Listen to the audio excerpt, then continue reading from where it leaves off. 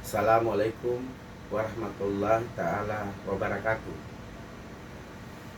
Sebelumnya saya memperkenalkan, nama saya Saleh Loli Alam, DP3 Peningkatan Teknika B Angkatan 6 tahun 2021. Di sini saya mencoba untuk menjelaskan 5 produk satelit maritim, keunggulannya dan serta kekurangannya masing-masing. Saya mencoba untuk menjelaskan satelit yang pertama, yaitu satelit SAT.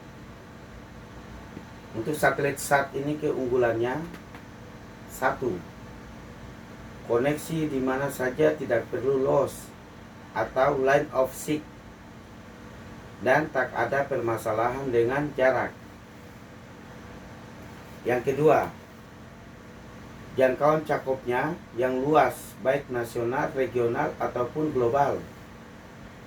Yang ketiga, pembangunan infrastrukturnya relatif cepat untuk daerah yang luas dibanding terestrial.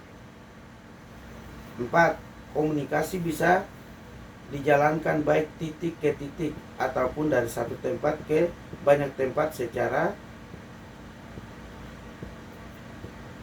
broadcasting atau multicasting. 5. Kecepatan bit dengan akses yang tinggi dan bandwidth lebar. 6. SAT bisa dipasang di mana saja selama masuk dalam jangkauan satelit. 7. Handal dan dapat dipakai untuk koneksi voice, video, dan data dengan menyediakan bandwidth yang lebar. 8. Akses jaringan internet secara langsung ke ISP atau NAP router dengan presentase kendala mendekati 100%. 9. Sangat baik untuk daerah yang kepadatan penduduknya jarang dan belum mempunyai infrastruktur telekomunikasi. Itulah keunggulannya. Kemudian kekurangannya daripada satelit fast. Kekurangannya: 1. Untuk melewatkan sinyal TCP atau IP, besarnya throughput akan terbatasi karena delay propagasi satelit geostasioner. Sekarang beragam teknik protokol tautan telah dioptimalkan sehingga bisa menyelesaikan masalah tersebut, di antaranya penerapan forward error correction yang menjamin kecil kemungkinan pengiriman ulang. 2. Waktu yang dibutuhkan dari satu titik di atas bumi ke titik lainnya melalui satelit adalah sekitar 700 milisekund. Sementara preset lain hanya butuh waktu sekitar 40 milisekund. Hal ini disebabkan oleh jarak yang wajib dicapai oleh data yakni dari bumi ke satelit dan kembali ke bumi.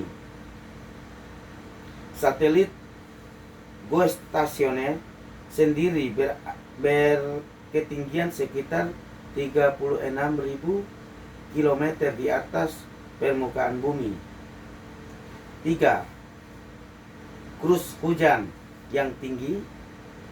Kian tinggi frekuensi sinyal yang digunakan, maka akan semakin tinggi redaman yang disebabkan curah hujan.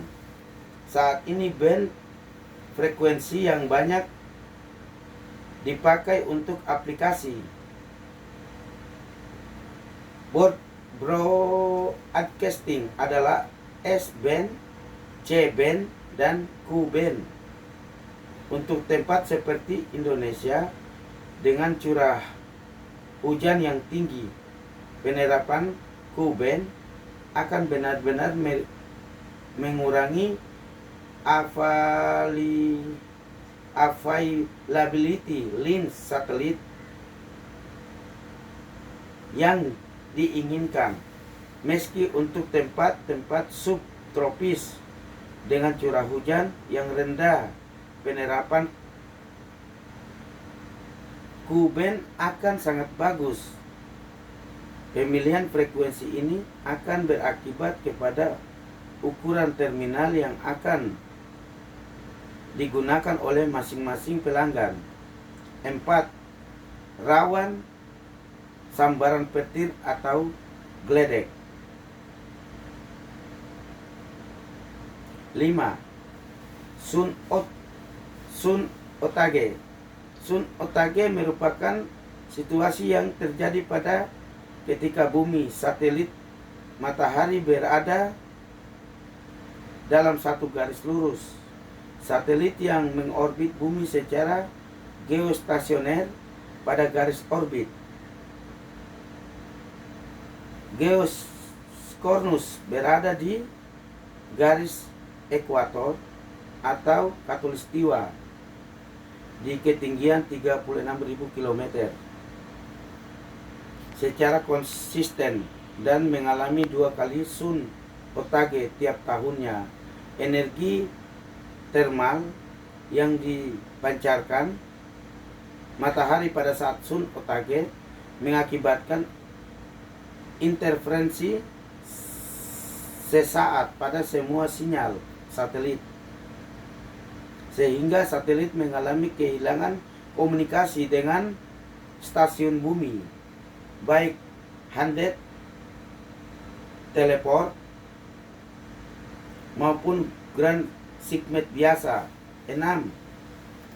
Debu meteoroid. 7.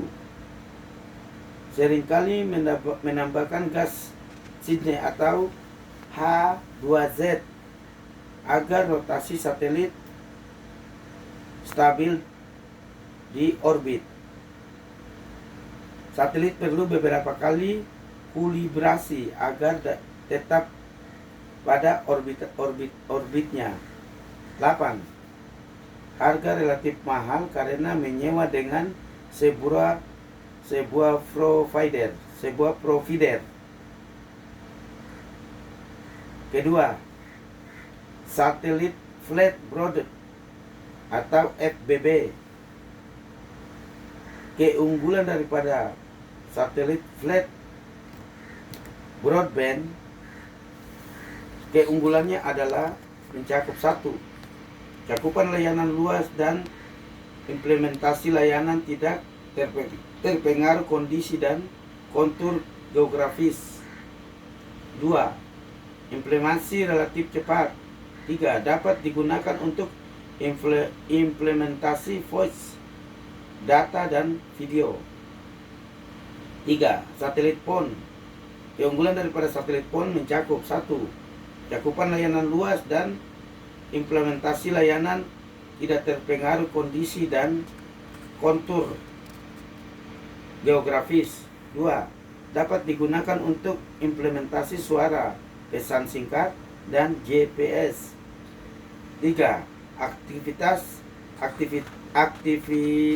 Aktivasi cukup mudah dengan sistem pemakaian pasca bayar dan prabayar. 4. Koneksi relatif cepat.